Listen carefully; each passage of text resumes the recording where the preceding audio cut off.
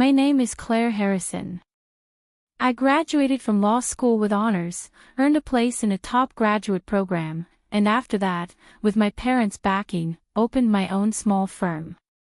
My husband, Daniel Morgan, was my senior in college, tall, devastatingly handsome, the kind of brilliant that turns heads.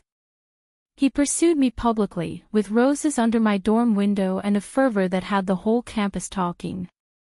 Everyone said we were the perfect match. After we married, I put up the capital to make him the first employee of my firm.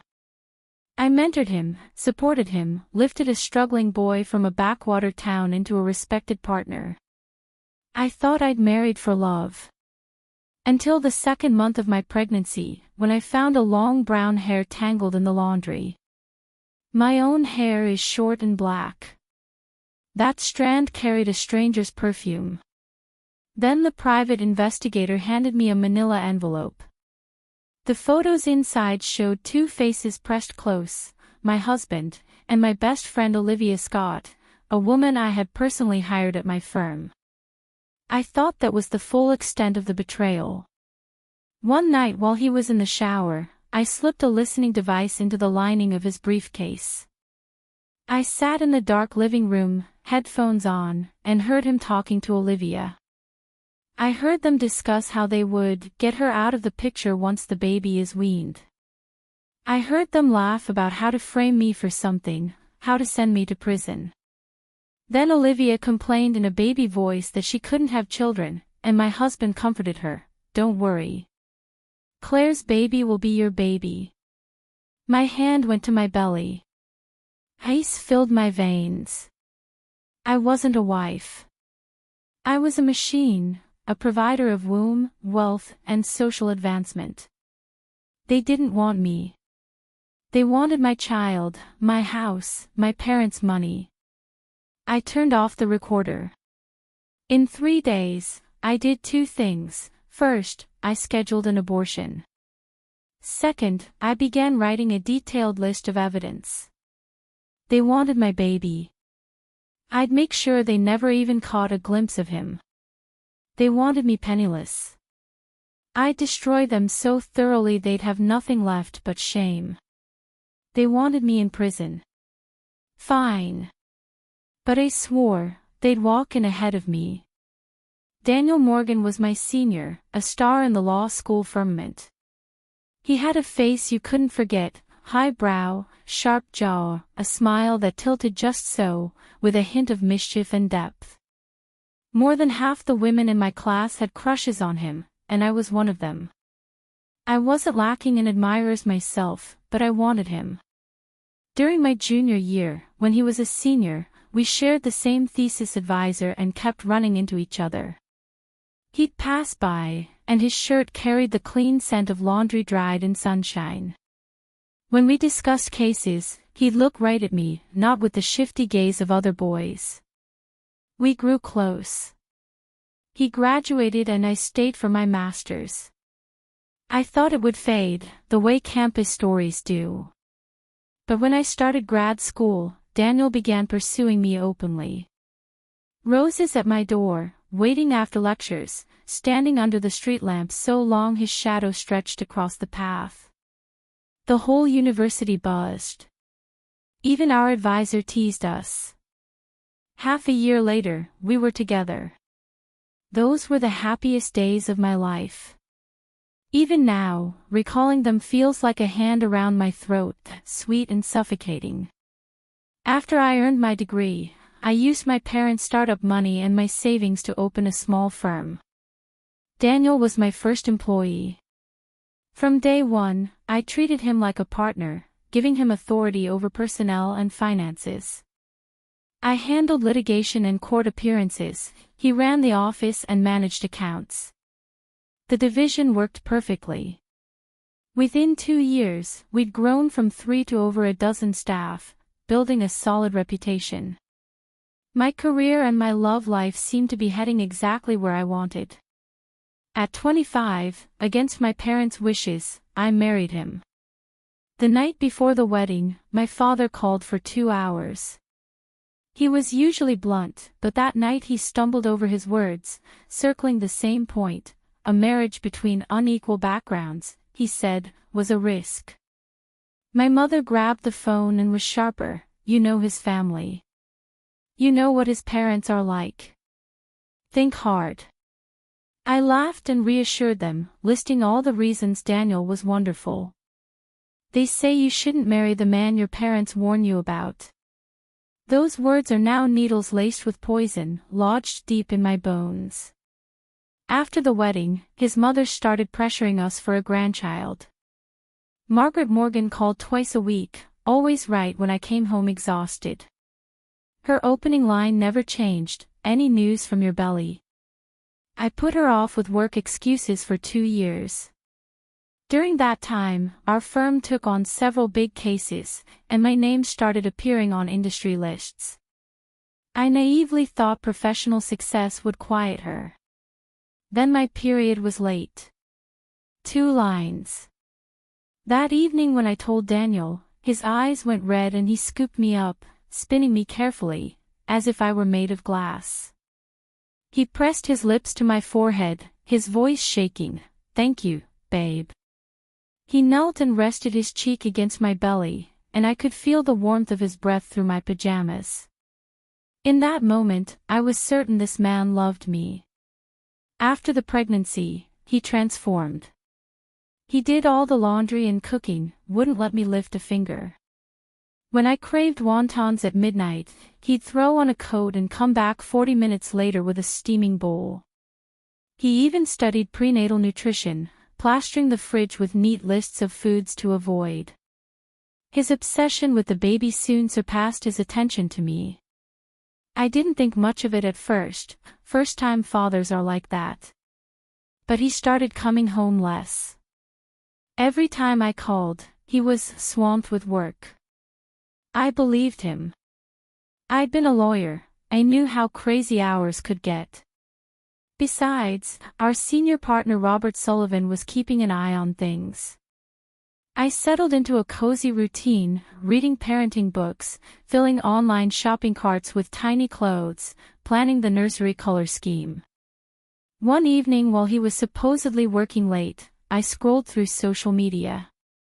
A junior from our alma mater posted a photo of a desk covered in case files with the caption, "Who else is stuck in the office on a Friday night?"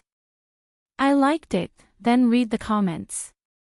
Someone asked why he was still there, and he replied, "All my coworkers left. Just me." A tiny splinter lodged under my fingernail. Coworkers all gone. So what was Daniel doing? The second clue came when I got up to use the bathroom in the middle of the night. Half asleep, I passed the washing machine and saw his shirt draped over the drum, collar out. I reached to toss it in, and my fingers froze. On the shoulder lay a single strand of hair. Brown, curly, over a foot long, gleaming under the bathroom light. My hair is short, black, and straight. That hair wasn't mine. I stood there gripping it, my heart slamming from my chest to my temples. I thought of a dozen explanations, coworker, client, someone on the subway, but every excuse stuck in my throat. My gut told me he was cheating. A raw, physical certainty. My abdomen tightened, a sharp pain shooting up, and I leaned against the washer, gasping. After the first wave of grief, I made a decision. I went into the study, opened my laptop, and created a new encrypted folder. I named it Divorce Prep. As a lawyer, I'd seen too many women crushed in marriage, emotionally, financially, completely. They lost because they were soft. They screamed and cried when they first suspected, lost control when they confronted, and ended up with nothing. I wouldn't make that mistake. Step 1, get evidence. I called a private investigator. 2 days later, I had the photos. A thick stack in a manila envelope. I tore it open with steady hands and flipped through them like case files. The faces were achingly familiar. My husband, Daniel. My friend, Olivia Scott. Them entering an apartment building, his hand on the small of her back. Kissing in a car, the window not fully rolled up, the angle perfect. Sitting side by side in a restaurant, him feeding her, noses almost touching, his smile warm and relaxed, a smile he hadn't shown me in months. Olivia was someone I'd met through Daniel. They were from the same nowhere town, a pinprick on the map in a remote southwestern province. He'd introduced her as, like a sister. I'd believed that for years. When I started my firm, Daniel recommended her for a job. She'd quit her previous position, couldn't get along with coworkers, and had been holed up in a rental for 2 months. He vouched for her, saying she was honest and hardworking. I relented. She worked for me for 3 years. I paid her 30% more than the market rate, gave her skincare gift sets on holidays, ordered cakes on her birthday, and drank with her until 3 a.m. when she was heartbroken.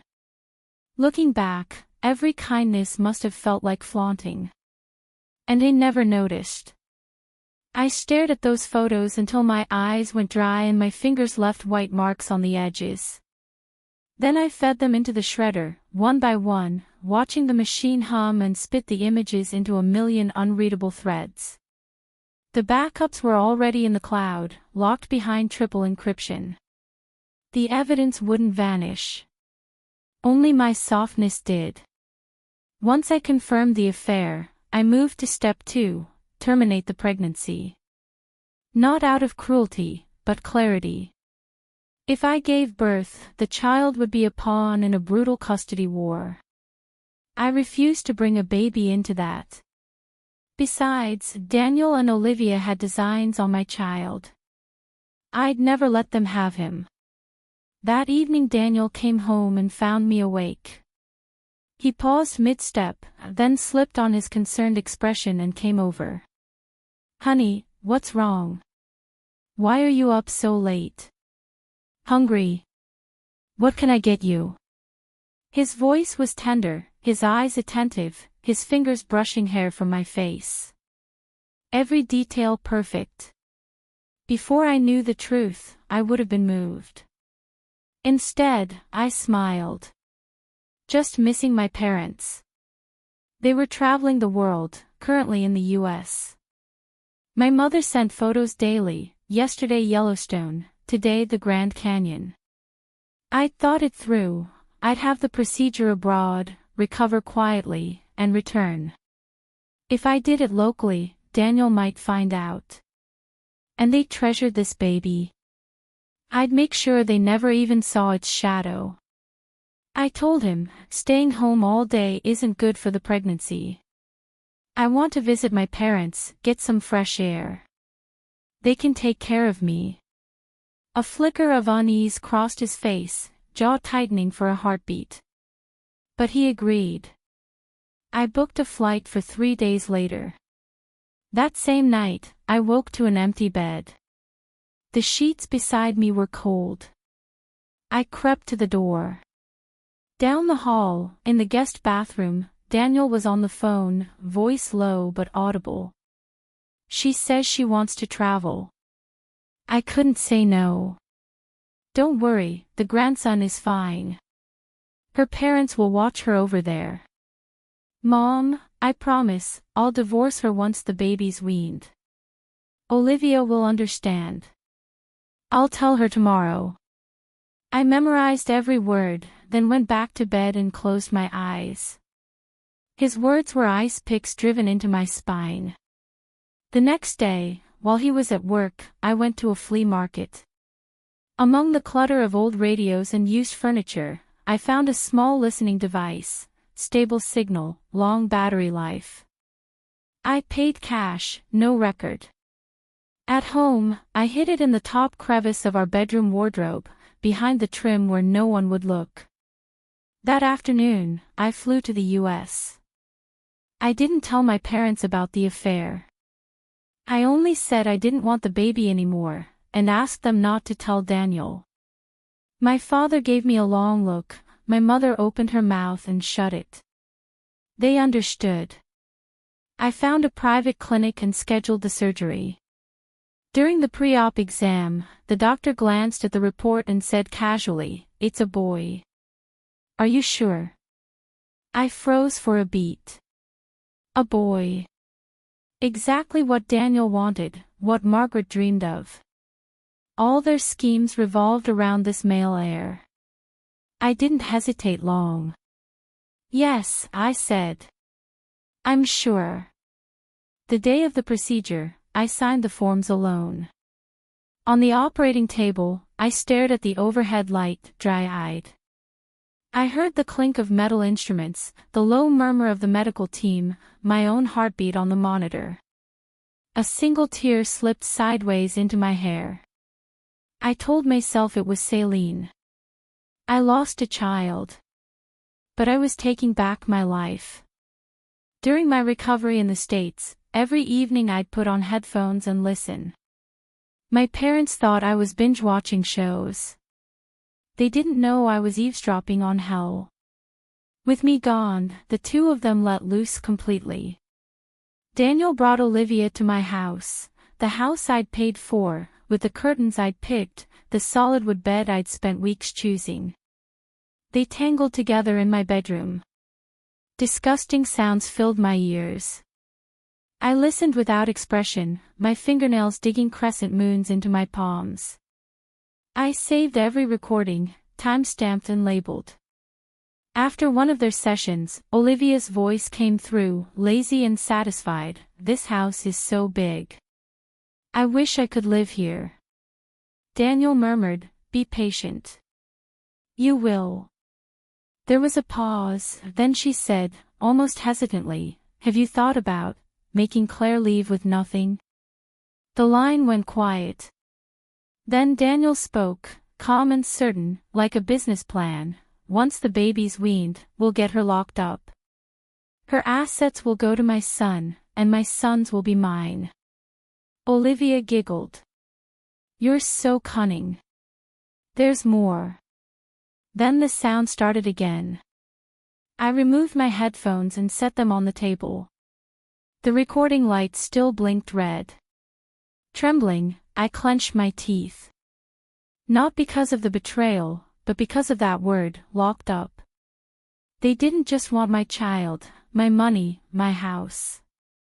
They wanted my freedom, to turn me from a respected attorney into a number in a prison jumpsuit. I would never let that happen. I called the private investigator back home and told him to keep a close watch on Daniel and Olivia. Then I pulled up a photo, the fetal gender report. I saved it with a password. One step at a time. I'd been recovering for only a couple of weeks when my phone rang. It was Robert Sullivan, my senior partner, a man steady as a mountain. But his voice that day was tight and urgent. "Claire, do you know what Daniel's been up to?" "What's wrong?" "He's been diverting firm resources to a tiny new practice. Most of our key clients have been poached with absurdly low quotes, and he's using your name." My hand clenched. Something snapped. I kept my voice even. "Don't let on that you've noticed. I'll handle it." I hung up and contacted the PI. Within hours, I had my answer. The new firm was jointly founded by Daniel and Olivia. The legal registration listed Olivia's name, with registered capital of $320,000, about $45,000, fully paid. I had a strong suspicion where that money came from. The office was less than a mile from mine, perfectly positioned to steal clients. The PI also sent fresh photos of them striding into their new office, Olivia in a sharp suit and heels, Daniel holding the door. The logo on the glass was clear. Sitting in my parents' guest room, I stared at the images and actually laughed. Good. That meant I didn't need two separate lawsuits. Adultery and embezzlement could be served together. I'd planned to rest another week, but not now. That evening, I booked a flight home. The first person I met was Robert. We sat in a tea house near the firm, a thick stack of documents on the table. He pushed a cup of tea toward me, exactly the right temperature. "You've lost weight," he said. "It's nothing." I opened the files. "Let's begin." We went through 2 years of financials line by line, cross-checking client contracts and deposit records. Dozens of suspicious transactions surfaced, totaling nearly $100,000. The firm's bookkeeper, a solid woman, whispered into the phone when I called, "Ms. Harrison, I've been uneasy for a while." She explained that Daniel always presented reimbursement forms with my signature. When I had her send copies, I zoomed in on every stroke. None of the signatures were mine. He'd forged my name and used my official seal, especially after I went on pregnancy leave, thinking I'd stopped paying attention. The evidence was enough to put him away for years. But I wanted more than prison. I wanted him to know utter ruin first. I compiled everything into index binders, 3 copies, one in a safe deposit box, one with Robert, one encrypted and sent to a colleague in the US. Then I went home. The house where I'd paid the down payment, covered the mortgage, and put both our names on the deed. Daniel was there, and for once, not working late. The kitchen smelled of braised pork and spices. 6 dishes sat on the table, including a platter of glistening sweet and sour ribs. He was wearing my floral apron, spatula in hand, beaming. "Honey, you're back. All your favorites. I knew you were landing today, so I went to 3 markets to find crayfish. The ribs have extra vinegar, just the way you like them." He pulled out my chair, hung up my coat, ladled soup. He was playing the devoted husband so hard it was almost farce. I knew something was coming. Midway through dinner, he set down his chopsticks, his tone careful. "Babe, about that big commercial case I was handling, it fell through. The client went with another firm that quoted half our fee." He sighed, running a hand through his hair. "My fault." I looked at that face I'd known for nearly a decade, and it felt like a stranger's. I comforted him the way I always did. "It's okay, one case doesn't make a firm." He grinned and kissed my cheek. "You're the best." His kiss crawled on my skin. I suppressed the urge to wipe it off and the urge to vomit. That night, while he showered, I retrieved the wardrobe bug and flushed it down the toilet. It had done its job. Then I opened his briefcase and tucked a new device deep into the lining, smaller, stronger, with a 3-month battery, sourced from professional channels. I was in bed when he came out, skin damp and warm. He slid under the covers beside me. I closed my eyes and breathed evenly. The next afternoon, I changed my hairstyle, put on a cap and sunglasses, and took a taxi to the building opposite his new firm. I nursed a black coffee in a bakery for 2 hours until my phone buzzed. "Sweetheart, I have to work late. Don't wait up." I cooed a response and hung up, expressionless, watching the revolving door. 10 minutes later, his car emerged from the underground garage. I followed in a cab, keeping 2 cars back, wireless earbud in. The feed was crystal clear. Olivia's voice came first, nasal as if she'd been crying. "How's Claire's baby?" "Don't worry. All normal." I saw the ultrasound myself. A pause. Then her voice dropped, rough. "I wish I could give you a child." My mind exploded. So Olivia was infertile. It all made hideous sense. Why now? Why my baby? Why Daniel's obsession with the pregnancy outweighed his attention to me? Why Margaret had suddenly stopped pestering, not because she'd given up, but because they'd already found a surrogate plan. This wasn't just an affair. From the start, they'd schemed for my child, my house, my money. A trap 2 years in the making. Daniel soothed her, "My child is your child. After the birth, I'll bring the baby over often so you two can bond. You'll be his mother." Silence. Then Olivia, her tone shifting from grief to calculation, "Find out the sex. Your mom wants a grandson. If it's a girl, make her abort it. Don't waste time." "All right." I pulled out the earbuds and clutched them. Ahead, the traffic lights bled red across the windshield like diluted blood. A couple days later, Daniel said at dinner, "Let's find out the gender. You know my mom prefers a boy." His tone was offhand, poking at his rice. I feigned annoyance. "What if it's a girl? Would you not want her?" "Of course I would. Boy or girl, I'll love them both." His eyes were wide and earnest. "That's better." I'd already prepared. With help from a close friend who worked at a women's hospital, I presented the real American medical report in front of Daniel. My friend read it and announced with a smile, "It's a boy. All indicators excellent." Daniel beamed, piling food onto my plate, urging me to eat more. My friend said, "Your husband adores you." I lowered my head and drank my soup, hiding my smile. "Adores me?" He adored my womb, the male heir inside. Me? Irrelevant. Once the boy was confirmed, Daniel called his mother. Margaret's shriek of joy pierced through 2 closed doors. She declared she'd come personally to care for her golden grandson and serve me. Travel time from their remote village would take at least a day and a half. In that window, I didn't rest. The PI had given me Olivia's address, a mid-range apartment complex. Based on local prices, the down payment on her 2-bedroom unit was at least $100,000. Olivia's salary at my firm had been barely $800 a month. There was no way she qualified for that mortgage. I was certain Daniel had used my money.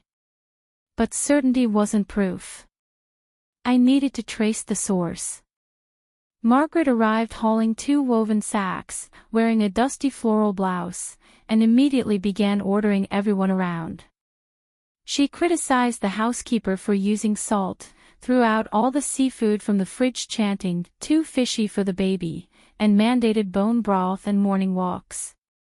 She turned her critical eye on me, scanning my face, waist, and hips.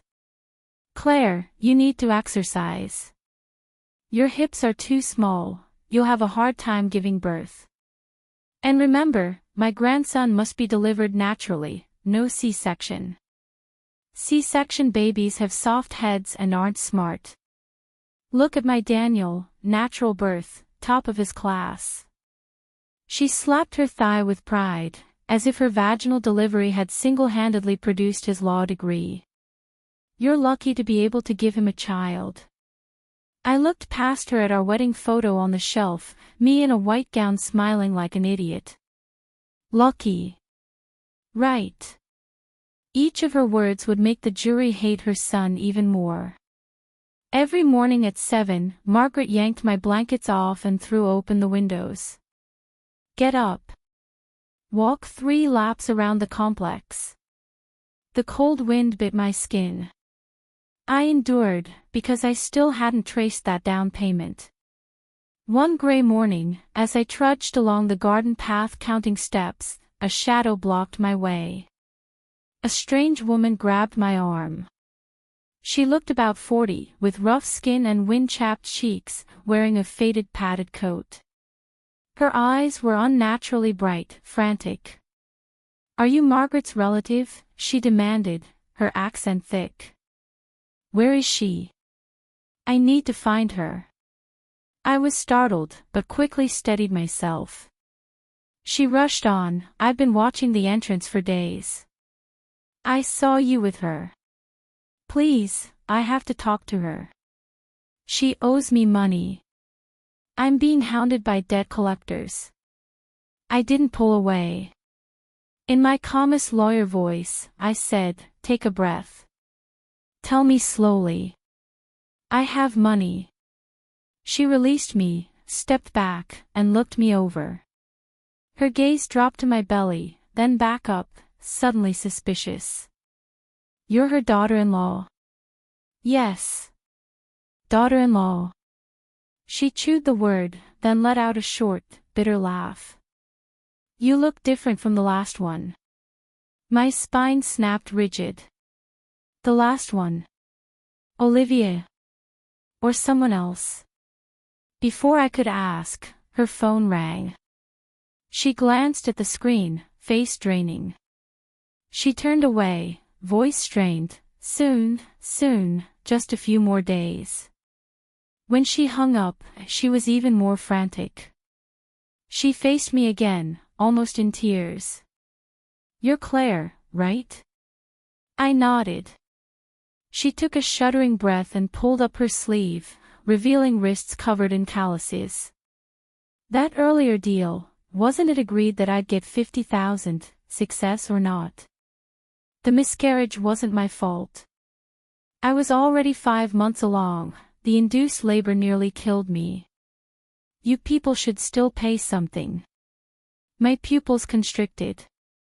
50,000. Miscarriage. Induced labor. The pieces clicked into place with a sickening snap. The eavesdropped conversation, Olivia's wasted time, Margaret's the grandson is safe, they had tried this before. They'd hired a surrogate, conceived a girl, and forced an abortion. And when I got pregnant with a boy, I became the golden goose. They treated me as nothing but a vessel. My fingers curled into fists, nails biting my palms. I kept my expression blank. The woman kept ranting, her voice cracking like an old radio, medical bills, compensation, plus the 45 grand they already owed me, that's 50,000 total. Is that too much? I nearly died. 50,000. A debt Daniel owed. With my money. I forced my voice into a calm, professional tone, that's a large sum. I can't give it to you instantly. The bank needs 3 days. I promise it'll be sorted. She hesitated, then gave me her phone number, warning she'd be back in 3 days. She turned and shuffled away, legs splayed as if still carrying an injury. I watched until she vanished into the trees. I didn't go home. I followed her at a distance to a grimy motel down an alley, its sign half burned out. Inside, I slipped the young front desk clerk $200 bills. That woman, Ruth Jenkins, is a distant relative with mental issues. Her family's looking for her. The clerk pocketed the cash and leaned in. The woman's name was Ruth Jenkins, from a poor rural area in the same province as Daniel's hometown, and she'd checked in 4 days ago, the exact day Margaret had arrived. She'd been tracking Margaret. The timeline was flawless. A year ago, during a period when Daniel was working late and Olivia took sudden leave, Margaret had stopped calling. Then Daniel's baby obsession had intensified. They'd hired Ruth to carry a child, probably planning to pass the baby off as mine. But the pregnancy had failed. So they fell back on me. I was the backup womb. My sunburst of rage was so intense my hands trembled. If Ruth's story held up, Daniel and Margaret hadn't just betrayed me, they'd broken serious laws. Commercial surrogacy was illegal, organizing it was a criminal offense. Daniel could face over a decade behind bars, and Olivia and Margaret could go down with him. But I needed more proof. Ruth was the weakest link, desperate for cash and furious at them. She'd be my best witness. I waited 2 days, playing the obedient pregnant woman under Margaret's tyranny. On the 3rd morning, I called Ruth. There's a snag with the money. Let's meet. She erupted, but I soothed her and set a meeting at a cafe 3 streets away, far from prying eyes. I arrived early, chose a corner booth with a view of the entrance, and tested my recorder. Ruth was early, driven by desperation. She sat awkwardly, never having been in a cafe. I ordered her a latte and helped her tear open 6 sugar packets. She stared at me, then said something that chilled my blood. You city girls are good with makeup. When I first saw you at the gate, I thought you were that other woman. I kept my face even. The other woman had to be Olivia. They'd met. I smiled softly and sipped my black coffee without comment. She couldn't wait, so what's the money problem? I set down my cup and assumed a pained expression. I talked to my husband, but he refuses to honor the agreement. He says you breached the contract. I tried to get you some compensation, but he controls all the finances. Ruth's face cycled through shock, fury, and a deep flush. She slapped the table, making the coffee slosh. They came to me. Begged me to carry their baby, promised payment no matter what. Now they're backing out. Her voice rose, and I shushed her gently. Her eyes turned red with rage, not tears. Is it my fault the embryo quality was poor? The doctor warned me it was risky, and they made me sign papers saying I took responsibility. Now they don't pay. Embryo quality. Whose eggs? Olivia's. She barreled on. I was over 5 months pregnant. The induction almost killed me. I was hospitalized for 2 weeks, and my back still aches. They paid a $5,000 advance, and I haven't seen a cent since. I've been hunting for Margaret for months. She stopped, staring at me, her bloodshot eyes flickering. You're her daughter-in-law. So your baby, is it theirs too? I didn't answer. I lifted my cup to hide my face, mind racing. Then I leaned forward, voice soft and coaxing. I want to help you, but I need the full story. Every detail. The more you tell me, the more ammunition I have to confront him. You didn't come all this way to leave empty-handed. That hit its mark. She took a breath and began. She told a long story, starting from when Margaret found her through a broker last autumn, to the cooperation agreement worth $50,000, extra 10 if it was a boy, terminate if a girl. The eggs weren't hers, they came from another woman whose description matched Olivia. 3 transfers. The first 2 failed. The third took, but it was a girl. They made me abort. Her hands shook, coffee rippling in the cup. I said it was too late. Margaret said no, no money otherwise. So I did it. The labor was over 10 hours. I almost bled out. Afterward, they blocked my calls. I went to their village. The neighbors said the family had left.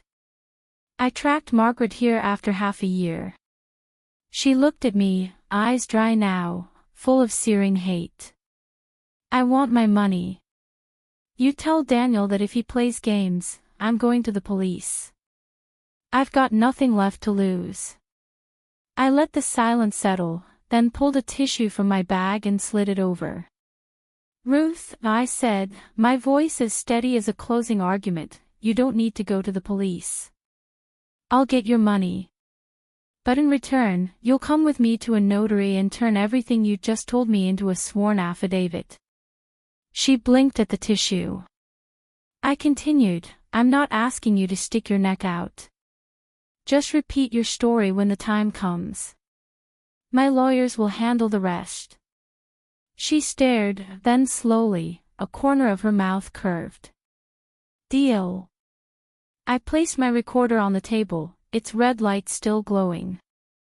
She glanced at it, then at me, and said nothing, just lifted her cold latte and drained it, undissolved sugar gritting at the bottom.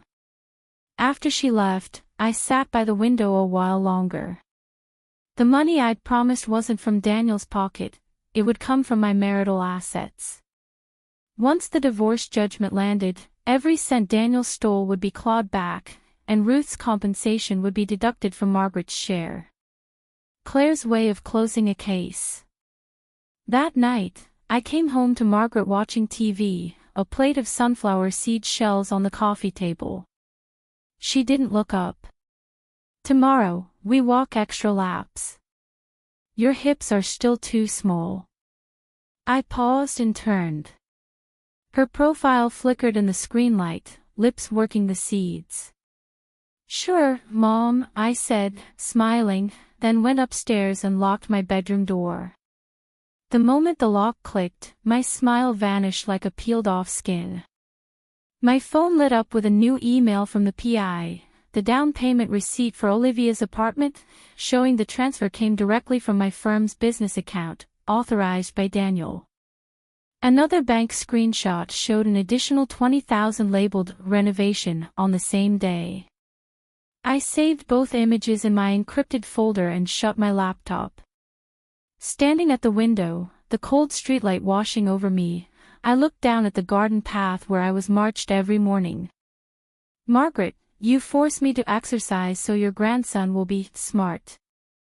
But your precious grandson is long gone." I placed my hand on my flat, empty belly. On that American operating table, I sent him away. The golden boy the Morgan family waited for never took his first breath. And you have no idea. I drew the curtains and met my own reflection in the dark glass, lips curving gently. One by one. The best is yet to come. The afternoon Daniel was taken away, Olivia stood in her rented office, shouting at her two remaining employees. "Attorney Morgan is just assisting with an inquiry. He'll be back in a few days. Anyone spreading rumors can resign." Her voice cracked on the high notes. The staff stared at their desks, one was already scrolling job listings. Before her words settled, my lawyer's letter arrived. A courier handed her the envelope with my firm's embossed logo. She tore it open in front of everyone. Inside, a civil complaint listing her as defendant for unjust enrichment, demanding the return of all funds Daniel had embezzled and transferred to her, over $320,000, plus interest, along with the down payment, renovation costs, and every illicit transfer. Her composed mask shattered. She hurled the papers to the floor, but no one helped pick them up. That same day, my criminal complaint was filed. News of an attorney under investigation for embezzlement tore through our legal circle. Within 3 days, everyone who knew Daniel had heard, the man who bragged that "my wife's money is my money" was facing charges of embezzlement, forgery, and unauthorized use of a company seal. His mother was the last to know. When the police showed up at my house, Margaret was in the kitchen bossing the housekeeper, a pot of bone broth simmering on the stove. She shouted toward the door, thinking it was the property management. 2 officers walked in and asked if her son was Daniel Morgan. She panicked. Her panic took the form of hysterics. She called me over a dozen times, I didn't answer. She called my parents across the ocean, raging for nearly an hour about what an ungrateful witch I was. My father hung up after 3 minutes and called me, "You did the right thing." She came to my firm and sat on the marble steps outside the revolving door, in a rumpled floral blouse, hair wild. To passers-by, she wailed and slapped her thighs, "My son is a good man. That woman destroyed him. My grandson, my grandson." Security came 3 times. Finally, Robert Sullivan walked out, handed her my business card with a handwritten note on the back. "Please contact me through your attorney at Claire Harrison." She couldn't read it. She made a guard read it aloud, then tore the card to pieces. Later, she tried to borrow money for Daniel's defense, scraping together less than $5,000 from distant relatives. When she learned the retainer for a decent criminal lawyer, she sat outside her rented room the whole night without speaking. She eventually found Robert and begged to see me. I sent back 3 words, "Not a chance." She collapsed against his doorframe, dry sobbing about kneeling at the courthouse. But she never went. She didn't even know which way the courthouse faced. As Daniel's case moved forward, Olivia's world collapsed too. The clients Daniel had poached scurried back, bringing copies of the cut-rate contracts he'd signed, proof of breach of fiduciary duty and commercial poaching. Without Daniel's protection, Olivia's firm couldn't last 2 months. Salaries went unpaid, the landlord changed the locks. Her partnership had been a mirage, the capital was stolen, the clients were stolen, and her own paralegal qualification was barely above a pass. The last employees blocked her doorway demanding back pay. Someone posted the photo in an industry group, her face through a crack in the door, eyes swollen, mascara ruined, hands reaching in with court arbitration papers. Her apartment, paid for with my money, was frozen by the court. The civil judgment came down before the criminal one. She was ordered to return the full amount plus damages, nearly $400,000. She couldn't pay, so the property was seized for auction. The day the marshals came to post the eviction notice, she stood in her living room, watching them seal the door of the home she'd occupied barely a year. Neighbors filmed with their phones, muttering, "The mistress." Her mother came and cursed from the street, words mirroring Margaret's, but aimed at Daniel. When Olivia finally left, a security guard saw her dragging a red suitcase, the one she'd arrived with, its zipper burst, a scarf trailing.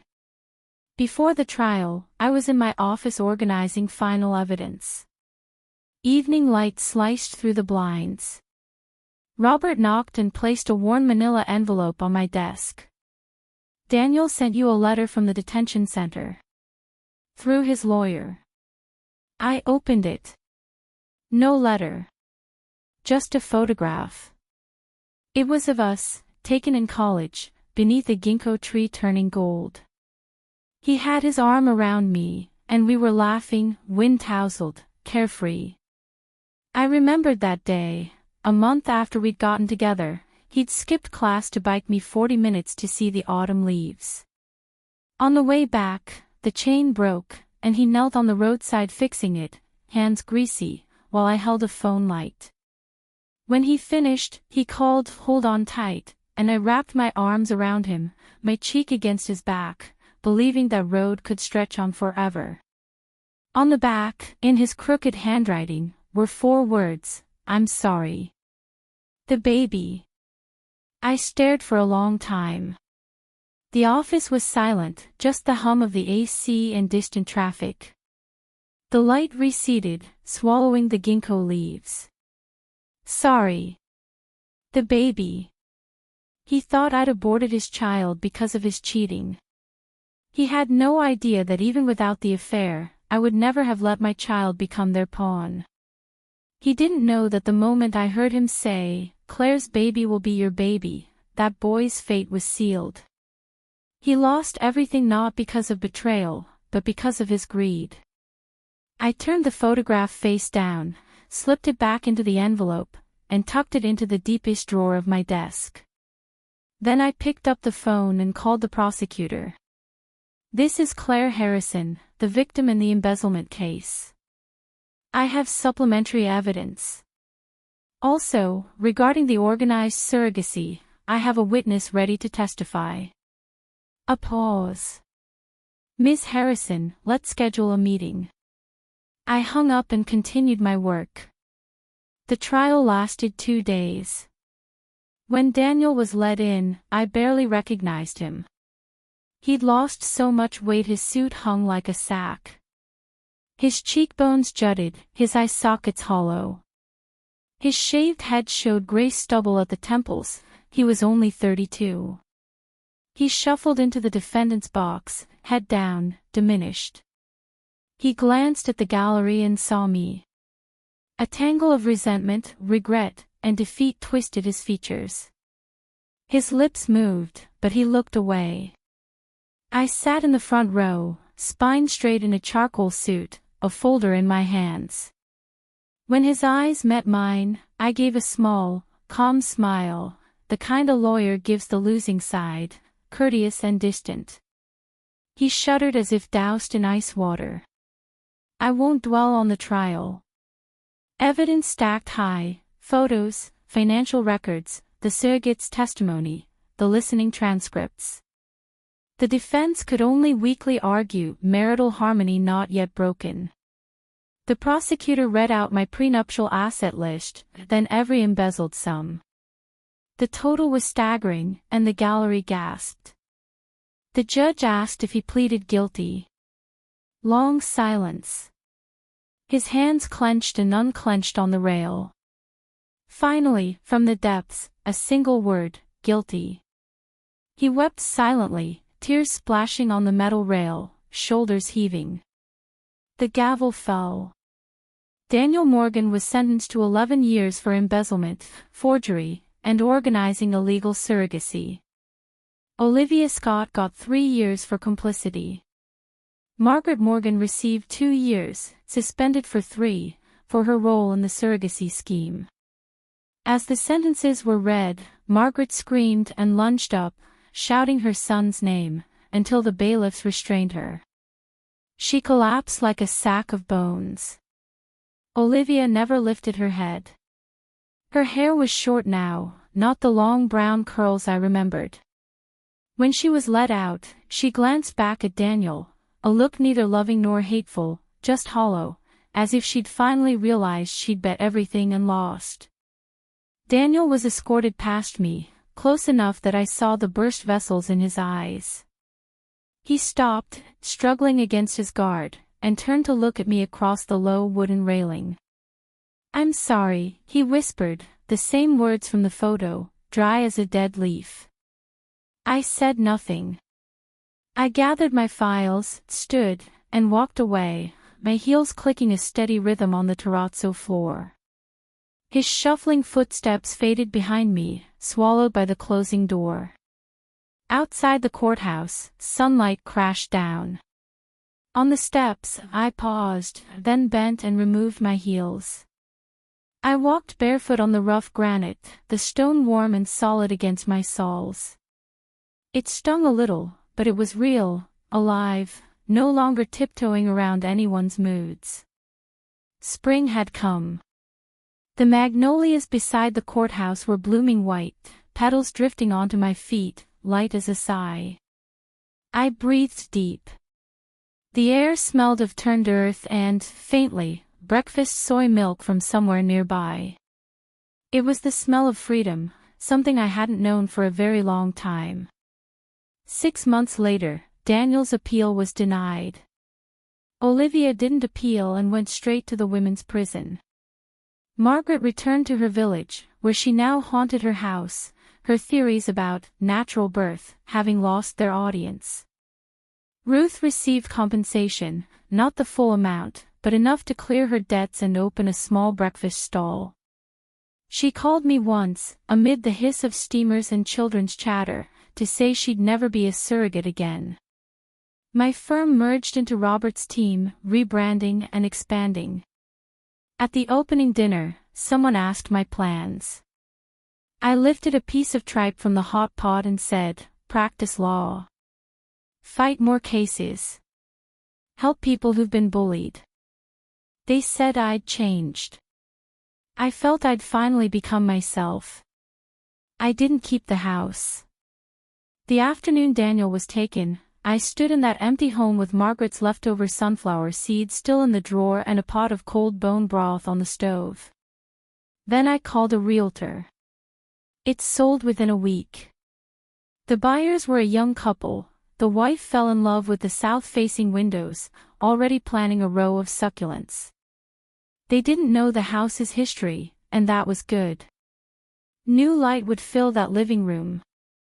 With the proceeds and the firm's profits, I established a scholarship at my alma mater's law school, in my father's name, for underprivileged female law students. The only condition: recipients must be women. I want more girls to learn to wield the law, so that maybe one less woman will be calculated into ruin. Another year passed. One spring day, Robert asked me to that same tea house. Outside, magnolias bloomed.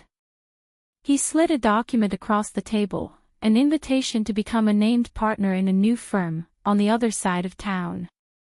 "I've already invested," he said, raising his teacup with a smile. "Just need a partner who can kick ass." I read the terms: clean, clear, no gray areas. I looked at the blank signature line and thought of another man, years ago, who'd handed me a partnership agreement and I'd thought it was love. Okay. I signed my name, Claire Harrison. 2 words, straight and sharp, no flourishes. Walking out, the setting sun caught the magnolia petals. I wandered past a flower shop, its buckets full of daisies beaded with water. Years ago, under the ginkgo, I'd thought love had to be grand, someone moving mountains, walking through fire for you. Now I know, the best life is one where no one needs to burn for you. Where your feet are on solid ground and your heart is peaceful, no more performances, no more calculations, no more tears for the undeserving. I pushed open the shop door, a bell chiming. The florist peeked from behind the blooms and asked what I wanted. "No need to rap," I said. "I'll choose myself." My phone buzzed. A message from Robert: "New office faces south. I saved you the largest room." I smiled, tucked the phone away, and pulled a perfect daisy from the bucket. Outside, the sky deepened to indigo as the city's lights flickered on. I stepped into the evening breeze, the daisy trembling in my hand, a dewdrop sliding into the lines of my palm. Behind me, the shop's bell sang. Ahead, the magnolias stood in the twilight, quietly blooming.